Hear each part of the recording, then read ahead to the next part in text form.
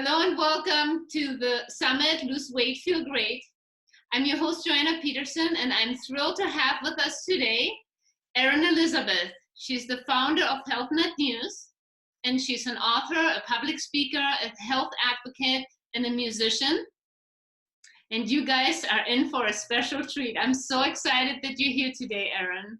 Oh, thank you. It's an honor to be here, Joanna. I've loved talking with you even before we got started here today. So I'm honored to be here with you and your wonderful, your beautiful energy and self. Thank you. Oh, thank you. Tell me a little bit more about you and about your work. Sure, I'd be happy to. So I started the site about 5.5 years ago. So the time flies by. It feels like sometimes 5 minutes because it's constant work. And before that, I had started out, I was born in Chicago and was a very sickly when I was born. I'm very open about my birth mother having had an attempted abortion, which then I had survived, and I was adopted after that and hospitalized for the first few months, more than a couple months of my life, and very sick. I had severe thrush, and then I was adopted. And we were just talking about this when my mom, who raised me, was visiting, that I may have actually been double vaccinated. I never knew that, because then when my folks adopted me, they were first-time parents, so they have this new baby, and you hope that there's that mother's intuition. And I think there was, even with my mom adopting me, because she always would say, I had the DPT was the main thing, now known as DTaP, so the diphtheria, pertussis, tetanus shot. And I had the shot and then developed a very, very high fever almost immediately and was brought into the hospital, where they did a spinal tap thinking it was spinal meningitis, when in fact it was encephalitis. But it was so interesting, like they didn't even want to admit, even to this day, I'm sure, if that doctor were still alive, that it was a result of the vaccine, which had just happened. Now, what they would probably say is the thimerosal, which is a mercury, mostly a mercury preservative, which has since been taken out in 2001, they would say, well, that's probably why it happened. Now it's out of the vaccine. But needless to say, I was very sick. And then only last year, or I guess, yeah, it would have been last year, so more toward the beginning of 2018, was I diagnosed with Ehlers-Danlos syndrome. And I'm adopted, so I didn't know I had it.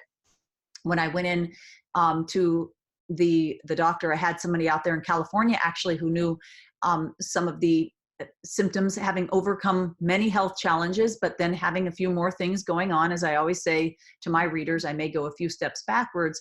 I had someone in California say, you should be check for Ehlers-Danlos syndrome. There happens to be a specialist here.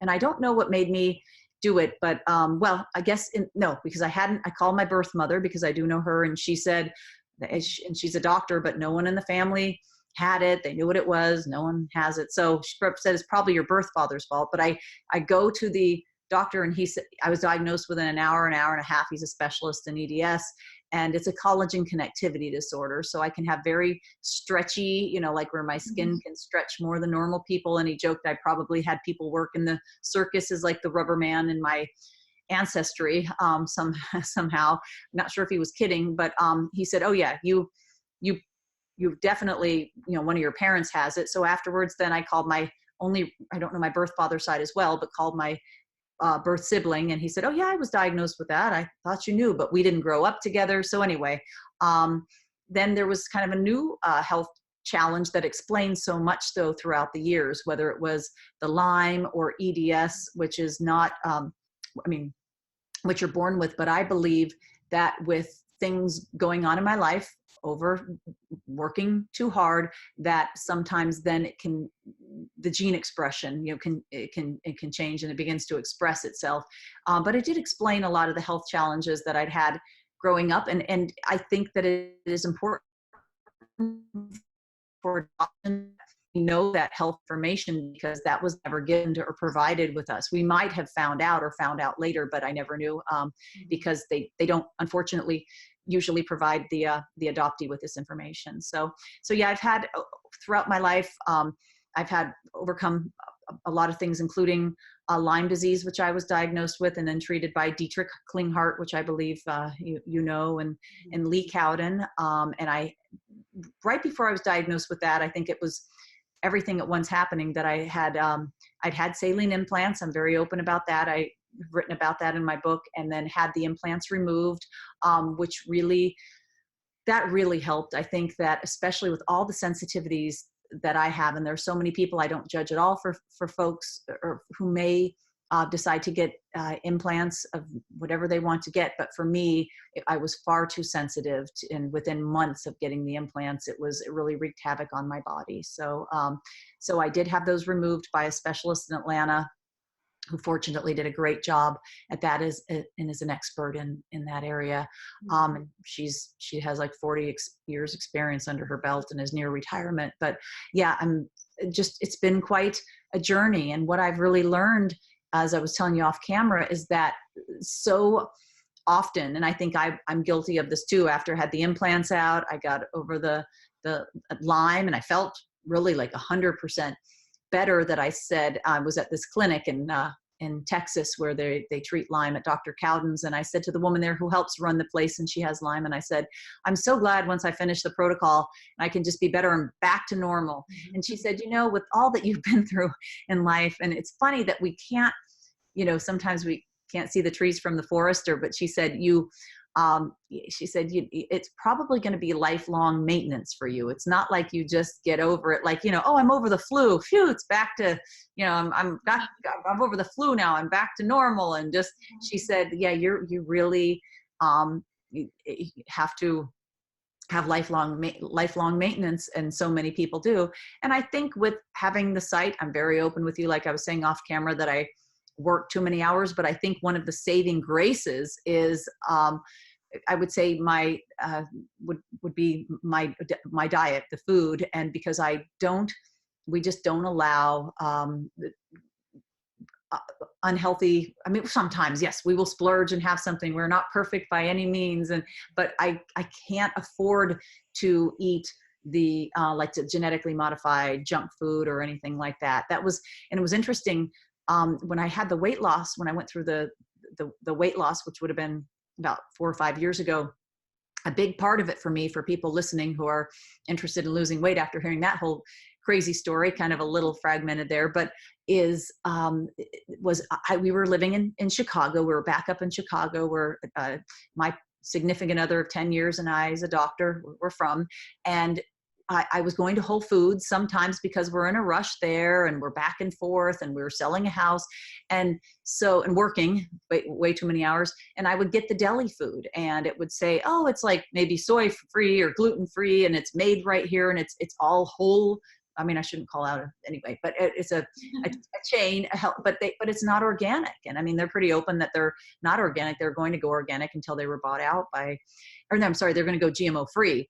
But I didn't realize that even though I may avoid the soy, corn, there's something snuck in there that could be genetically modified, even in that deli food. And even today, when I go look at the health food stores, some of the very, very, very small ones will be have certified organic ingredients. But I think we interviewed Stephanie Seneff here, who was speaking locally in our small beach town.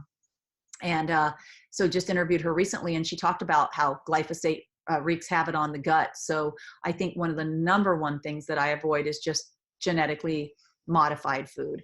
And then people think so often, well, it's expensive because I'm going to be getting organic food. And I do understand that. And so sometimes what we'll say is we're growing quite a bit of our own stuff right now. We just kind of went out of the season. We still have a little bit of cucumbers, tomatoes. Now we're more into we've got the mangoes, papayas, lots of mangoes right now. We actually even have avocados, which some people don't realize. We're doing the Haas as opposed to the Florida variety. So we're able to grow our food on just a residential neighborhood. We don't have there's no farm or anything. And even people that may be in an apartment building can have a community farm.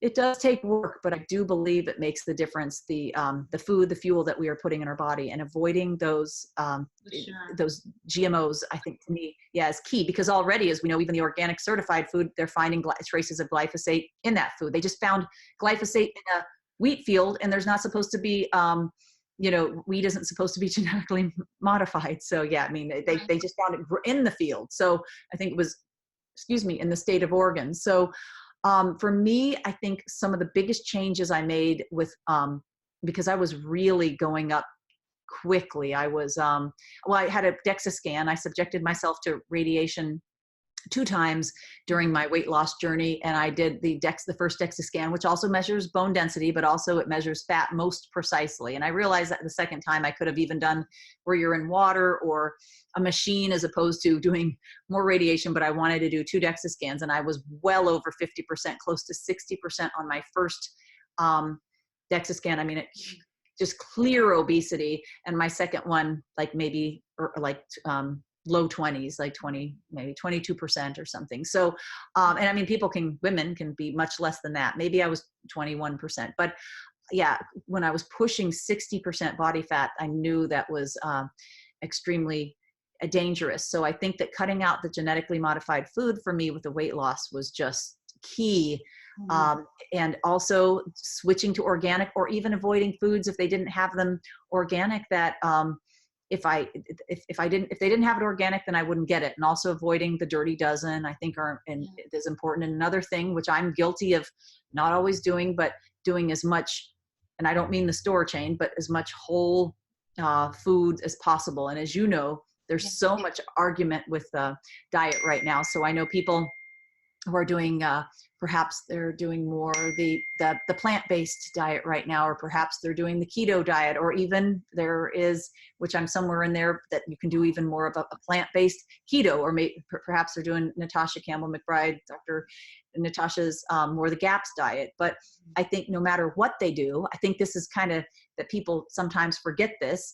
Like people argue so much, like, no, I'm doing high fat, or I'm doing this, I'm doing that, but just the source of the food we're eating. So if somebody is doing more meat, or they're doing, and I know she puts a little stock into blood types, but what if they're eating a little bit for their blood type, or they're doing the GAPS, but it's all about the source. So if they're eating bone broth, or someone says, I don't eat bone broth, I am plant-based, that they make sure that where the source of those foods are coming from is so important. And for people who can't afford certified, like an organic, all produce, the great news is we have local farmers, even in Florida, or some will bring it down from Georgia at the farmers markets, that may not be certified, but there's the small family farms that we want to support. And the other thing is, just the other day, they had some of the worst abuse uncovered ever at I mean, this has been all over national news, right near where I grew up, probably an hour from where I grew up in the Midwest, at a huge dairy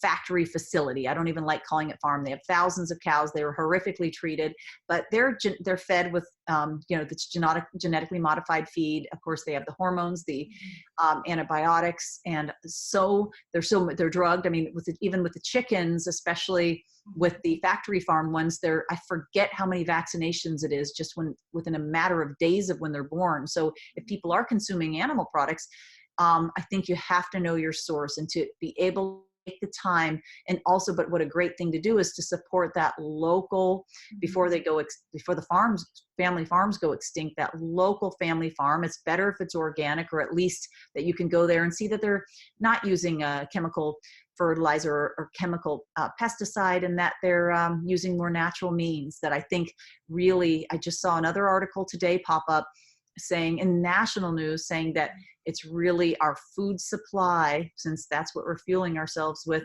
is just, I was surprised to see it in national news, but just it is tainted, and we're not eating the maybe the healthy foods that people were, say, in the US or wherever anyone may be living, as it were even 50 years ago. And of course, we didn't have GMOs then. So yeah, that's for sure. And all the pesticides, the chemtrails, and how they're affecting our body. Yeah. And the cows, it's not just the cows, it's the animal protein, it's also the byproducts. It's your cheese, it's the yogurt. Yes. Oh, yeah. That have all the chemicals. Yeah. So when because even sure. So, go ahead. Yeah. So when you were having a lot of weight around your hips, was it mostly the heavy metals from the foods? Oh yeah, and I'm sorry, I think there was just a little lag there for a second, so I apologize. I think that it was that, and I had extremely high cortisol levels. My cortisol levels were so high from stress, which is another huge component in all this with weight, that isn't always talked about, that they did an ACTH test on me to test for Addison's, like John F. Kennedy had, and so I, and most folks know about Addison's disease, because they said with my cortisol levels, they were so incredibly high that the endocrinologist said, "I'm surprised you're standing here, not on the floor," because yeah, it was ridiculous. So I had severe adrenal fatigue, enough so that they're like seeing if maybe she has Addison's. So I think that it was part of that stress from the cortisol levels, that it was around the middle, and not just with but my hips, but my gut was just, I really was very open about this, that at the time, Dr. Mercola and I could be out somewhere, and I was asked, and he was witness to it on a couple occasions, because I always had the thin arms, and, pretty long, thin arms, but I was so big that they would ask me if I was, if I was pregnant. And I don't think I took enough side pictures back then to really show that, but they thought I was like far enough along that they could ask, and I would say I'm not, but that I had such an unhealthy gut. And another part of it, whether everyone has different ways they're going to do it, whether they're going to follow like Dr. Natasha's the GAPS diet, or they're going to do whatever they want to do. There are different, obviously, different modalities or different ways to heal the gut. If someone, and people's diets differ, but they can do it in different ways. Maybe somebody's could be in say South Korea, and they could be eating kimchi in their diet, or they could be in Europe and eating more cultured foods, but whatever, and other types of cultured foods. But no matter what it does, no matter what, and I know you're an expert of this probably more than I, and I think that it's so important to get the gut healthy, and also to maintain it, because I'm very, admittedly, will work so hard, so stressed, not paying attention, or so many things going on, that I can feel it when my gut is not healthy, or if the weight just begins to increase. And I don't mind. I'm very, it's not so much my weight as that I just worry about the body fat percentage, and also where I'm gaining that weight, because I'm almost 5'10", and some people at 5'10" could be 180, a woman, and she could be just strong, fit, muscular type, but I'm having Ehlers-Danlos. I'm super long, skinny, like an alien, like these long, I'm almost 5'10", long, lanky and long. So if I gain it, it goes all to those places where I'm an ectomorph. I'm a very petite body type, even though I'm tall, and to petite shoulders. So when I gain it, it's not like if somebody that might just be this very muscular, tall woman, that she could carry much more weight than I, and probably look a lot better doing it. Yeah. So. Well, we're all different build. Yes. And we can't eat all the same foods. We just have to eat healthy. That's the most important things, Like for me, I can't digest any animal protein. I get super, I look pregnant, just like what you were describing. That's how I look. Like people ask me, how many months are you? Wow. Oh my gosh. So, wow, that's interesting. I'm kind of the same way, but I know that it gets so controversial.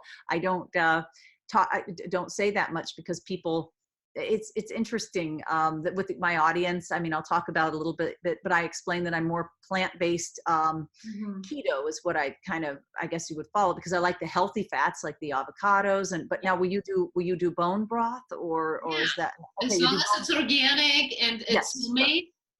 Totally. Sure, but you can't do. So you can do a bone broth, but you can't have like you wouldn't. So it could be even beef or chicken bone broth, but you couldn't have you couldn't have like a piece. You wouldn't eat 8 ounces of beef, or even organic, or 8 ounces of chicken. I never had the palate for it. It would make me vomit since I was little. The only thing is like chicken or fish, but I can't have more than 2 bites. I might have like a couple bites every 2-3 weeks. But if I have it, even the couple bites, it's like junk food for my body. I just get really bloated, and it doesn't make me feel good. So I just avoid it. Wow. Do you mind me asking what you will, so do you do more like a Mediterranean diet, or I don't know, because you live so many places. Do you mind me asking what you, Yeah, what, I love the Mediterranean diet, but I'm more into raw foods. I love juicing. I love raw foods. I think animal protein is fine as long as it's clean, but yeah. it's just not for everyone. If you have the enzymes and you can break it down, that's good. But it's not good for me. And I love fats. I don't have anything against fats. Yeah. Um, Yeah. but yeah, I love the Mediterranean diet. But as we know, the Greeks, and that's my background, they eat too much animal Yes. protein, they eat too much sugar, but they do have good vegetable dishes.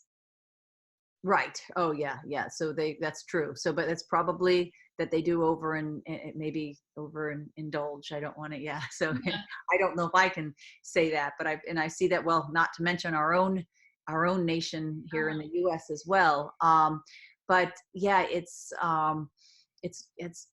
very interesting for me now. When I had met Lee Cowden, when I got the Lyme diagnosis, he felt, and it could be that because I was really, I take things very extreme, so I was doing like 100% raw. And for me, and actually I even had a chiropractor who then did her full schooling in acupuncture. So she went to the acupuncture school another 3 years.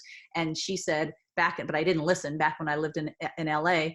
And I was only in my 20s, that because I ate a lot of raw, and she'd say, you need some cooked foods in your diet. So for me, maybe, though I know people who have healed their gut and they're doing 100% raw, but for me, I also need sometimes a little bit of like a cooked vegetable soup or something, as opposed to, I love doing the juicing, but I think I've completed 3 programs around the United States for so Ojai and Hippocrates Health Institute and then Living Foods Institute Atlanta. So I've done all their programs and graduated, whatever that means. And so they all believe that even if you're doing raw, that now it's more like 80-20. So Yeah, no, I do the same thing. I don't do just all raw. yeah, I was too There's extreme. certain vegetables that are much better when they're steamed, and it's shown that we can digest vegetables better when we have part raw and part steamed. Oh, see, I didn't know that. Okay, that makes sense. Yeah, doing a kind of a combination then. Is that probably yeah, I didn't think about that. That would be the way to go. Yeah, that's probably what I do now, because I still like having salads, but I also will have like a good organic soup, maybe more lighter raw foods. And now that it's like up in 100 here in Florida, where we may be eating more raw. And my Joe, I mean, he's been very open that I watched him and see him every day, he's eating less animal product and eating um, more fruits and vegetables, especially because we were able to grow so much here so easily, and then even give it away when we had surplus. So, and all he did with the avocado was plant a Haas avocado seed from an organic avocado, and it grew into an avocado tree in Florida. So people don't realize that. Same with cucumbers. And we have neighbors that are even doing better than us, who have they've got carrots, and of course we do some greens, but now it's too hot, so the season for growing like collards and all that is over. But yeah, and it can be fun too. And I mean, that's the healthiest. Of course, you are correct about the chemtrails, because you're so open about that. I can't always talk about that in interviews, but they showed that in the news. So I post about this, and then I have people I grew up with in high school or grade school, and they say, they're not blocking the sun. Come on, Erin, I've known you a lot of years now. This is really too out there. And so I show them the Forbes article that came out earlier this year, or Popular Mechanics, or even the Nature, which is not British medical journal, but a very famous historic British medical journal, scientific journal, about how, they are David Keith. They've begun experimentation because Bill Gates and Anne Marie Edwards are funding to block the sun, and they say how this is going to be great to help climate change. But yeah, so Nova did a special. I know this is off of dieting, but I think it's important. I'll be quick. But with Nova did a special about dimming the sun on Nova PBS. So they talked about how the existing flights that we have already could be contributing to blocking out even as much as 10% of the sun. This is Nova PBS. I'm very confident talking about that. But not only that, then they talk about that now with the programs, David Keith at Harvard, who teaches, of course, at the university, it's perfectly safe, but has a conflict of interest because it's his company where has these Bill Gates and an oil billionaire tycoon who, of course, it's an advantage to him because we have solar panels here. But if they block the sun, which we have not seen sunshine in the Sunshine State. I don't know, it's maybe come out for a minute for days and days and days. We're going on. If I put the camera out the window, it is just on a barrier island here. It is just dark every day. So we're not even getting solar, which is very rare for us here. But bottom line is they do say though in the scientific journal in Nature, they said that might be a problem for growing food. Yeah, I'm like, you think that it may be a problem if we don't have any sun that we can't grow food? Yeah, how's that going to work, and how is that going to help climate change? So obviously it's a bad situation. But the other component is if people are growing their food, of course they're going to worry about. They said, well, what about, there's still chemtrails or geoengineering going on, which now is in national news that they are conducting, they are doing geoengineering. The Nature, the British Medical Journal, talked about the fact it could cost the US up to $10 billion a year, but it really could help the situation. And it was actually, and it showed the pictures of the plane spraying. So even with that going on, I think that more than ever, we're just, it's almost like sometimes I feel like you have to be in constant detox mode, just with the stress, with the EMFs, which I know you're an expert on in all those areas. But I think, so people say to me, well, I don't want to grow my own because there's chemtrails anyway. But I still think that despite that, it's probably better to grow in your own backyard if you have one, or have a community garden if you're in an apartment, which I've lived a lot of my life in apartments, but then as opposed to getting a food at the grocery store that maybe it could be a genetically modified food, or you don't even know how old it is or the source necessarily, or go to your local farmer if you don't want to grow your own. So that was very important. And so changing my diet, and then I changed out, I stopped with the cookies, the cookies, the candies, the pastas, the pizzas, and you can make healthy raw versions of those things that are quite delicious. And then another big thing for me was I was doing, because I can be extreme at things, I was doing high intensity because that's what Joe was doing. And we're doing these high intensity workouts. He's still with a trainer I knew more than 10 years before I met Joe, and they still work out together, and Joe loves his high intensity. But for me, I don't know if I'll ever go back to super high intensity. And I prefer, which I did yesterday, doing my slow, gentle exercises, because there was an article that was actually in Yahoo of all places, and it said, can running make you fat? And it talked about, of course, our cortisol levels. And if we're just running, and honestly, in nature, our ancestors might run for a few minutes to run the tiger, saber-toothed tiger or something, or some kind of tiger, but not for miles and miles. So I gave up all the high intensity. And that was another huge secret for me, and started with yoga. And some people, my readers, say, well, I don't like yoga. Okay, then there's Pilates or gentle stretching classes at your local gym, or you can just do it with a friend or on your own, or do videos or a million YouTube videos to watch those things. Yeah. And that was huge for me to switch to going to some yoga classes, and then doing the I would say doing the Pilates, even with Ehlers-Danlos, because I'm super flexible and can do, crazy things like pull my thumb all the way across my finger. You're great at yoga. You probably around. What's that? You're probably amazing at yoga if you're so stretchy. Right. So I am stretchy. That's what the orthopedic surgeon jokingly says, because I had to go to one of those to get when I did the DEXA scans and all this. So, right. So I don't ever take it to the full extent with the exercise, like where they're saying, reach down and twist around, where I'll just be gentle. So I wouldn't dislocate something or cause an injury.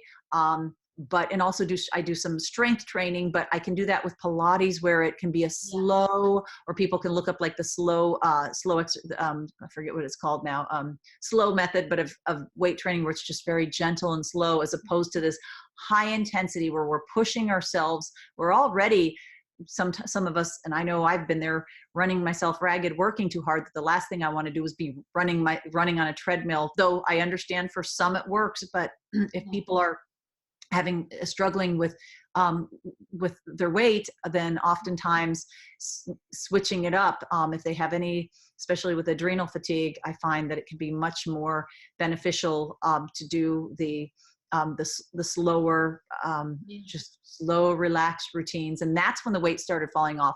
And the other thing was to embrace where I was. I remember I went to I dreaded doing it, but I had something we had to go to. So I went to go try clothes on somewhere, and the woman actually took her time to help me there, which was nice. So, and I said, I tried them on, and she goes, here, let me see. She was really sweet and helping. And she said, I said, oh gosh, because I was so big on the bottom.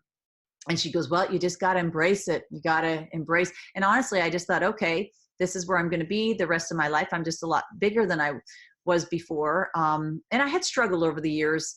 When I went back to high school, for high school reunion, I actually had people talking with me saying, oh my gosh, you lost weight. And I'm like, oh yeah, I did struggle back then. I'd forgotten. But I think the hardest part isn't just losing, it's maintaining. And I think for me, with maintaining, again, that's to be, I think that it's okay for me anyway, to have a little bit of time where it might be a little bit of a cheat day, because I know there are different philosophies on this, but it doesn't mean that you just want to eat genetically modified processed garbage, but you could have some good organic, a good organic treat or dessert or something like that. Maybe, especially if it's made by somebody local. We have, even in this town, we have people that make local organic, desserts and things like that. So you could have a treat such as that. So you maybe don't feel like you're completely depriving yourself.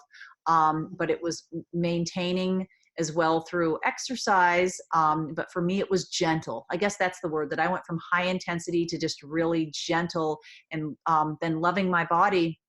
And when I accepted myself as I was, is only when the weight then began to come off. And I think in the process, healing that gut too. And at the time I was overcoming Lyme. So I was on a Lyme protocol. And I think that besides the heavy metals, which I've struggled with, but I know that I had yeast overgrowth. I'm pretty sure, with systemic candida. And I know I was reading in some article the other day that they had, because I read years ago the Yeast Connection, the book, and I know that there was something on conventional news saying, oh, really, if you have systemic yeast, you're going to be on your deathbed. Well, I think that people can have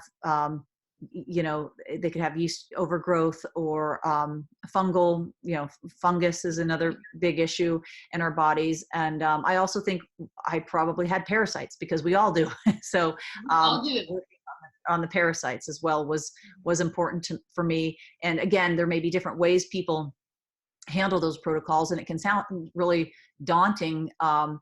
But for me, that was an important part, was healing the gut, slowing down the exercise, changing my diet, and substituting, like I did. I used to like, or even if it was organic or not, ice cream or something, but then I switched to doing like a homemade almond milk with chia seeds. And now stevia, a lot of people don't like, but for me, if there is some fat in there, they say stevia tastes a lot better. So I'd like a thick, rich almond milk, and then let the chia seeds get all fat in there, and then put some stevia in there. And I would you can change your taste buds, and that would be a good, delicious snack for me, as opposed to eating ice cream or cookies, cakes, pasta, pizza. Still have some, and still do. Whoops, did we break up? Did it go out? Went out there for a minute on my end. I still will have desserts. If someone is having an event or a birthday party. Now, I've read some of the more extreme health people, and I don't judge them, that said they don't allow their children to touch that cake, and it's just they're just disgusted that people do this. I'm like, okay, if I'm going to go to a birthday party, I'm not going to say that, or that our family would still have a little birthday cake, but you might just have a sliver of a piece, then nobody, or if you don't want any, you can also say that, because maybe someone, just can't have one bite, because I know I can be guilty of that. But as my taste buds changed, then I was able to definitely eat, I'd say, just be able to say no thank you, or just to have a small amount, so you don't have to go there. And I don't know if that's what I do. Is I bring enough healthy treats for everyone, Oh, that's so So, sweet. See, that's so you. I can have it. So when I take my kids to birthday parties and they're like, Mom, there's so much food coloring on this. And they're They're really smart. aware. I mean, 4 and 7, but they know how to read ingredients. Even my 4-year-old does. Wow. Oh, that's So I bring, cupcakes, I bring healthy treats for the kids, and then we just share them. And then my kids don't feel left out, and everyone gets to have something healthy. Oh, that's awesome. Yeah, now see, that's very smart. I love that. But that seems like it would fit your personality. And from now I know with your fit you and that you would be very giving and bring treats and then give them to everybody. That's a great idea and probably turn them on to healthy food. I shouldn't tell the story, but I'm going to real quick because Joe will kill me, but it's just too funny not to tell. We went to a vegan potluck. It was actually like, it wasn't even a potluck. It was more like a Thanksgiving dinner. I know I'm going to get in trouble for this, but I can't not tell a story. So he made these chocolate raw. A lot of them were raw. He made these chocolate raw. It's not really, I don't know if it's funny or not, but well, we could edit it out if it were bad, but he brought these chocolate raw little treats that he made and he put in the freezer that he made himself. We brought something else too. And I didn't even know it. And, but anyway, a lot of the people were vegan and eating them. And and I never really found out the truth actually. So I shouldn't say I'm 100% sure, but all I know is we're eating them and people say they're so delicious, so rich. And he says, yeah, it's got the cacao, then it has just a little bit of stevia and I think maybe a little coconut sugar and then it has butter and they're like butter. And and then his face went and he said, and I know that expression, he goes, I'm just kidding. There's not butter in there. And I never, but later in the car, I said, was there butter in there? And he's like he would never really answer. I'm like, I wasn't watching because he would just think to put some raw butter. No, he said there's raw butter in there. They said, raw butter, we're vegans. It doesn't matter if it's raw. And he goes, oh, I'm just kidding. And he kids a lot. So I've never to this day know quite the story of because I wasn't watching when he did it early in the morning, if there was raw butter in those treats. But that's talking about bringing treats for your family or for your friends. But yeah, I probably disclose what's in them. But yeah, I'm sure that's a great idea to turn people onto, for you to turn people onto healthier foods at a party as opposed to food coloring, like food coloring cake or whatever you want to call it. Right, and they put it so thick these days. No. But raw butter is not that bad. I mean, I know they're Right. vegans, but Yes. if you have some great raw grass-fed butter, it's actually super good for your immune system. Oh yes, So definitely. No, it's definitely good. It was just funny because a few were very staunch vegans, and I know for any vegans out there, yes, I know that that's not good to do to a vegan or anything. And I went through a long time. I was, I guess, kind of on that path as well, but now I just say I'm more plant-based and not as I'm not judgmental. Like I think I was guilty of that in the past to some extent. You get caught up in that world and the running the retreats, and I was very kind to everybody, but I remember thinking like we talk about how much a percentage, what's your raw, in a very nice way, but like, how are you 80%? Are you 90%? Getting all caught up in that kind of stuff. But yeah. yeah, sorry. I Oh, have a question for you, something I wanted to ask you for years. oh, okay. And how and why did you create Health Nut News? And how in this world did you get over 1 million subscribers in such a short time? That's like unbelievable. It blows my mind. Well, a lot of people will think mistakenly that because I have a significant other with a big health website that he promoted it. He's never once promoted it because whether it's his mother, his sister, or me, or that he believes in that he doesn't believe in nepotism. So the idea of promoting, he'll promote strangers, which is good, and lots of people that have other health sites, but he's never believed in you kind of do your own if it's a family member, so to speak. So honestly, Joanna, it was not really great advice, but I think that it was that you know what it was, right? At the beginning, this is exactly what it was. Gosh, I've never really said this. So at the beginning, it wasn't as, as busy. And I just that first maybe 9 months or so, I just I would work, but be normal and take time off. And then we were selling the house in Chicago and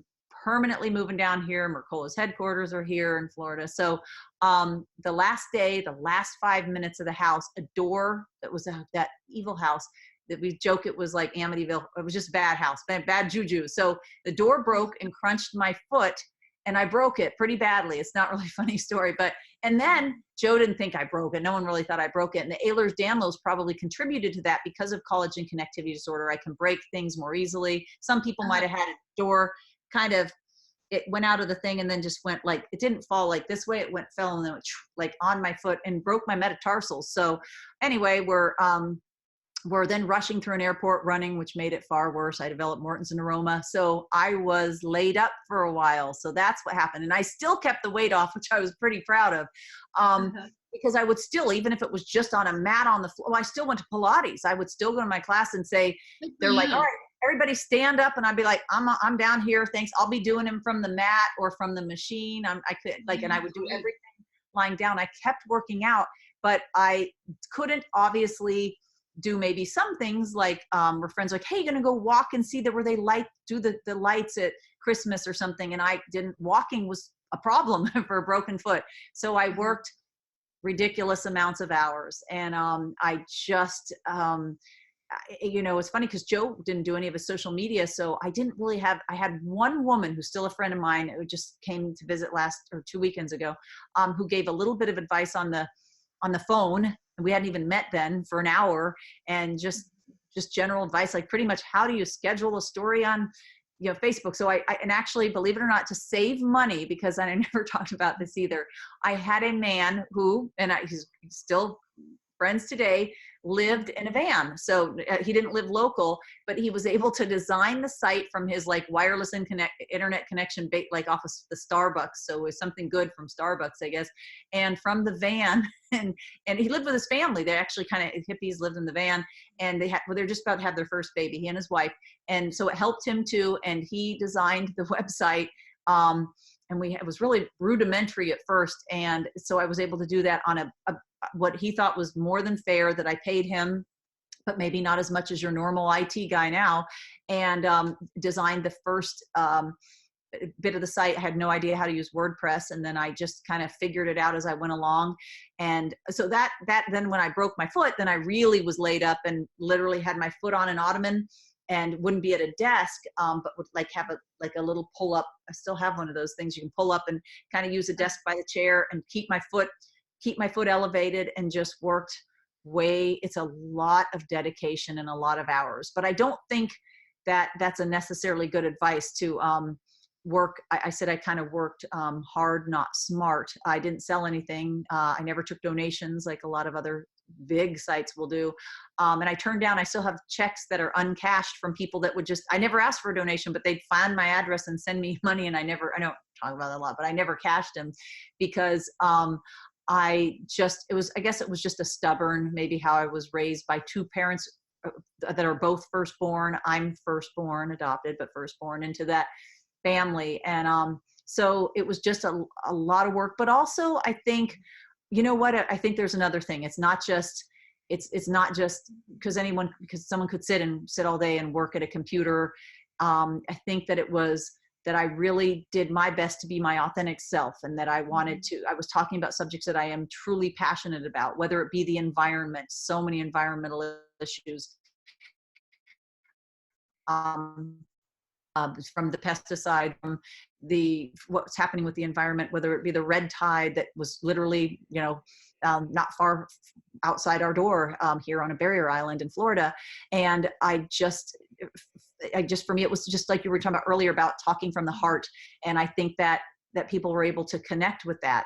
And it was amazing. I think maybe as a woman, and I don't know if you can, I'm sure you can, you're a beautiful woman. And it's just like, there will be hatred that'll come with that. You're judged because then people will tell me you're too thin. I mean, I put up a picture with just somebody, and I notice I'll even mostly just put up pictures of my face. I'll put body shots, but when I put them, then either I'm too thin, or let's say I went up. I'm been pretty good over most of the 5 years since I lost the weight at maintaining pretty closely, which I feel is better for me to do. But if I just look different and I mean, I'm at a public, some of the pictures were posted by somebody else. I'm at a public speaking event in a dress or something, and people say, oh, yeah, you look too thin. You look too, you need to gain some weight, eat a hamburger. So it's very interesting that, well, that's probably the nicer insults that I've had over 6 years. Eat a hamburger is probably one of the really nice ones. I did one called like the mean tweets, like they do on the TV show. And that was just like some horrific stuff, but you have to have a thick skin. And I don't always do it, but I think that's another thing, is that you have to know that you're doing this for the right reasons, and that, you know, I had a passion about it. I worked for free. I mean, probably putting my own money into it for the first 3+ years, selling nothing, and probably not the best way to, it just didn't have a business model. But then I think if you're sincere and you're whatever your topic is, and you're coming from the heart and you're just being very passionate about it, that build it and they will come, was it that kind of thing. Even if it's built by, you know, a guy just helping you from his van, which is awesome. And that we work together remotely, and then upgraded the site from there. And now, yeah, we have to have a team. It's not cheap, but to maintain that just with the traffic and, you know, with a very high traffic site. So, yeah, but it's just writing about things you're passionate about. Obviously some are controversial. And along with that will come angry people on either side of an issue. But, I think that there are those that are truly dedicated, and also just to be able to bring, which can be very stressful. As you know, we bring a lot of breaking news. So just we're doing, I mean, it does become crazy where you're like, okay, well, now I have someone who works longer, but I had like an editor who would help me with stories 10, not even 20 hours a week. But I'd be like, you know, okay, all right, we got we got to get this out, and we're working on it. And it can be, working under stress like that, and on the clock trying to get something out immediately when you're, can be stressful, but it's also rewarding, especially when it's important information that we're bringing. I so appreciate everything that you put out there, and I love how passionate you are and how authentic. Everything that you do, it's so from the heart. It really touches me. I've been following you for years, and you know, I am a health nut. Yeah. And I love health nut news.